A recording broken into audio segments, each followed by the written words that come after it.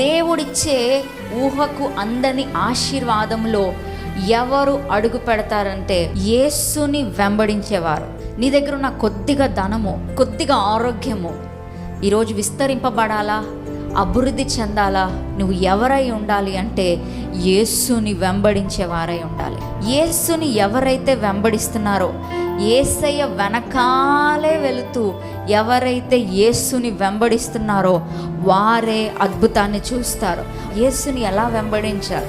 లోకాన్ని విడిచిపెట్టి, లోక ఆశలను విడిచిపెడితే తప్ప నువ్వు యేసుని వెంబడించలేవు.